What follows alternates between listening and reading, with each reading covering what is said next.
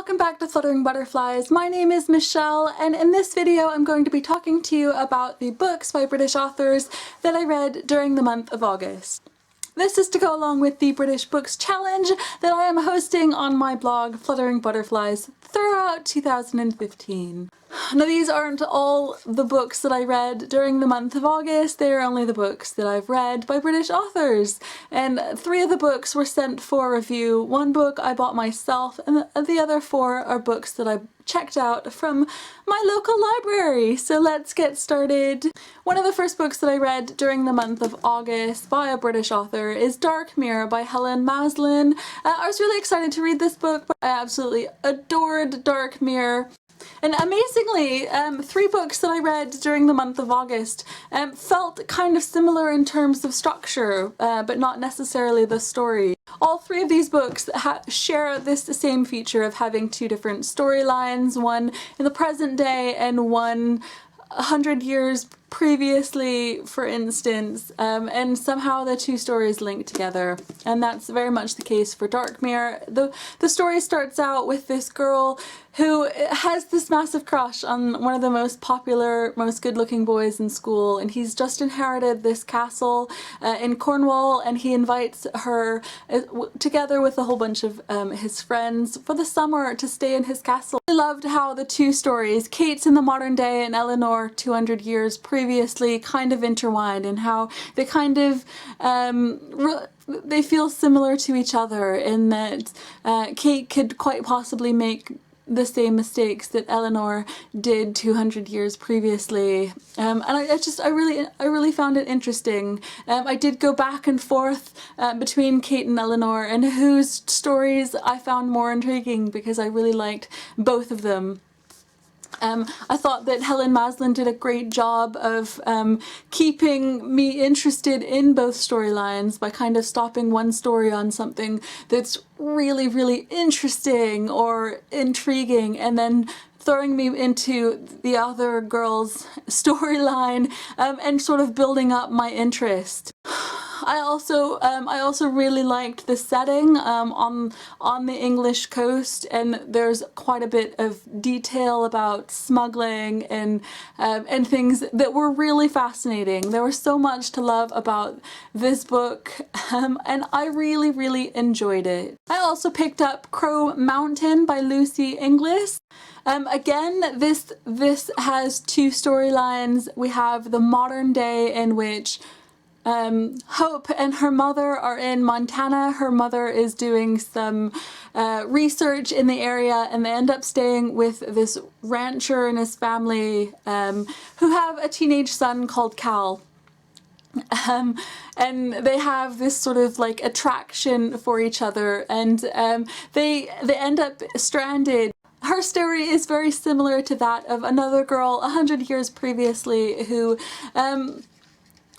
ended up stranded again in the Montana wilderness and was rescued by this horse trader called Nate. And I really found it interesting. I really liked the Montana wilderness that was talked about quite a bit. There is lots of interaction with the Native American people, a lot of discussion about what happens to them, what happens to the bison in this area. I really found it interesting.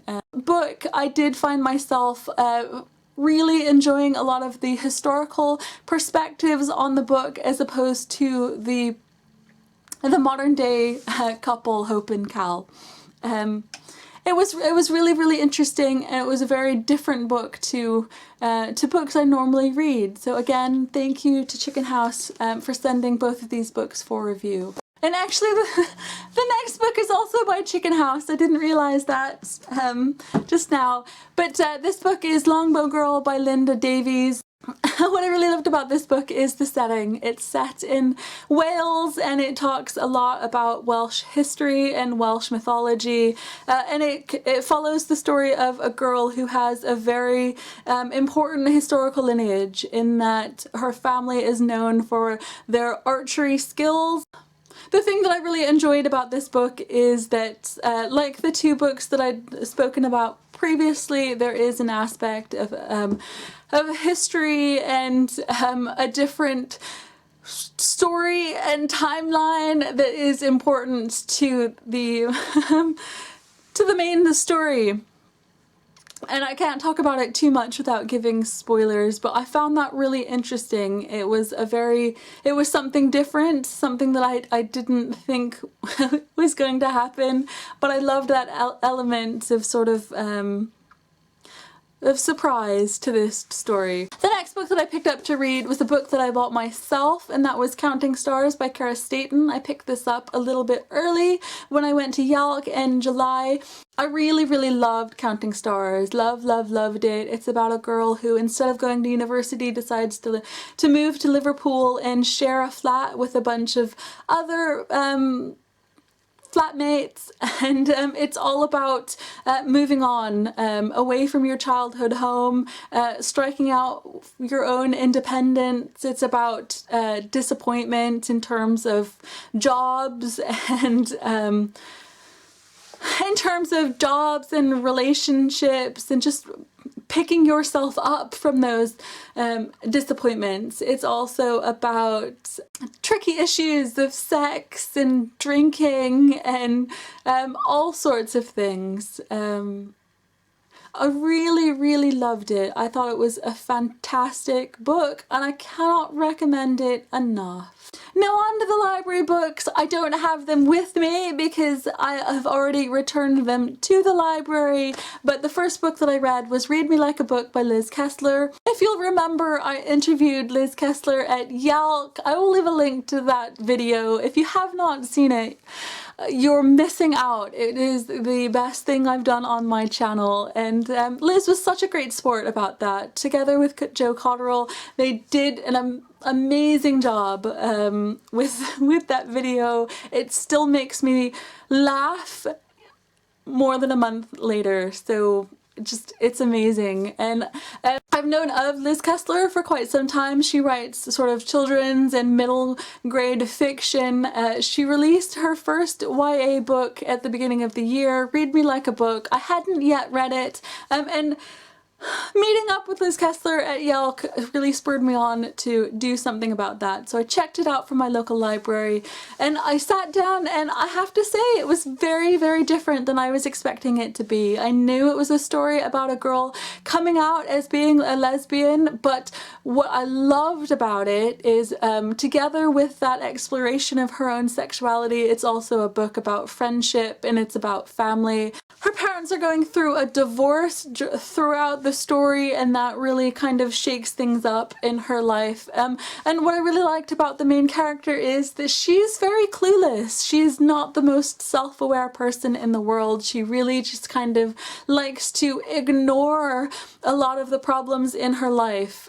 Problems with her friendships, with her family members, and with her own sexuality, which I thought was really interesting because everyone seemed to know before she did about what she was feeling. And you know, the reason that I picked it up is because it was a book about sexuality, and I think what made it special for me is that there were all these other things together with it about family and friendship, and kind of finding your love for literature, because I mean that's what the main character does. So amazing. If you haven't read Read Me Like a Book, I do recommend it. The second library book that I picked up this month was Under My Skin by James Dawson, and that was a very interesting book. I don't read a lot of scary books or books that might fall into the horror genre, and it's nice to sometimes delve into that a little bit and read something entirely different than I would normally read, and Under My Skin was definitely that. If you don't already know, it's about a girl who goes and gets a tattoo, and the tattoo is actually haunted. Is that the right word? I'm not entirely sure about it. At first I was thinking, whoa, that's pretty scary, having a tattoo that can talk to you and change your own actions. At some point she kind of takes over her host's body, and at the start it's all for good reasons. It's for giving this character more confidence, and then it just crosses into the line of being incredibly creepy.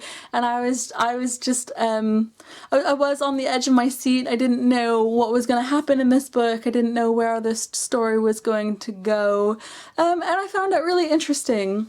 The next book that I picked up from the library was Still Falling by Sheena Wilkinson. Again, I'm going to leave you a link down below to the interview that I did with Jo Cotterill at Yelk, in which she says that Still Falling by Sheena Wilkinson is her favourite book of the year so far, and that was enough for me to want to search out that book and see why Jo loved it as much as she did.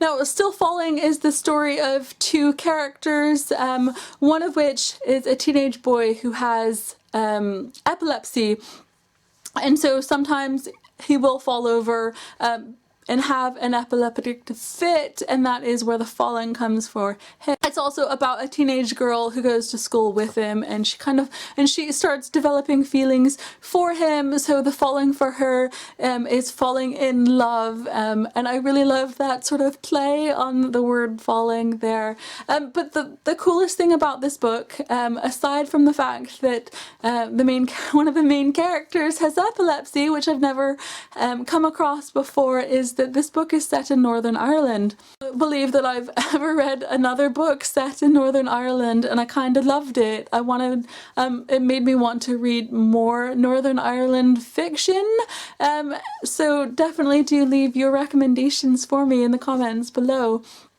for different titles or authors that I need to check out, because I really do like seeing a different setting to that of which I'm used to.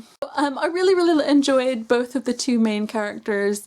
I loved how they both had their own issues to deal with. I'm really bad with characters' names. I'm really sorry. Loved the book, but I cannot remember the two main characters' names. But the boy has a lot of doubts about himself because of his epilepsy, and the main girl character has some body image issues, and she's dealt with some bullying in the past. So they both had a lot of their own issues that they needed to overcome in order for this relationship to work. But I really enjoyed it. I thought it was a great story that sort of introduced different things to me in a really compelling way. So hurrah, I loved that book.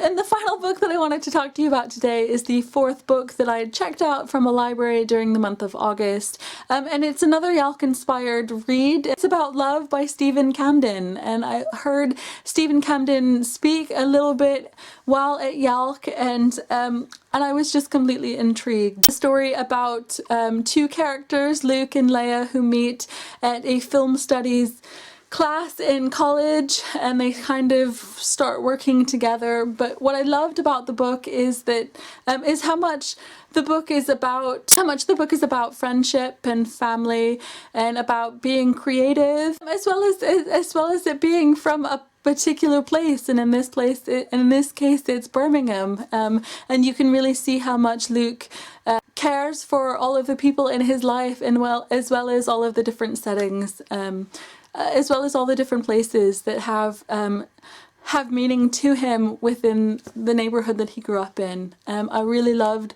how creative it is. It tells a lot about the process that Luke and Leia go through to write their own screenplay. Obviously there is an element of romance between the two, but I didn't feel like the love story element of the story was the main focus. For me, it felt very much about a coming of age story about Luke and his own identity.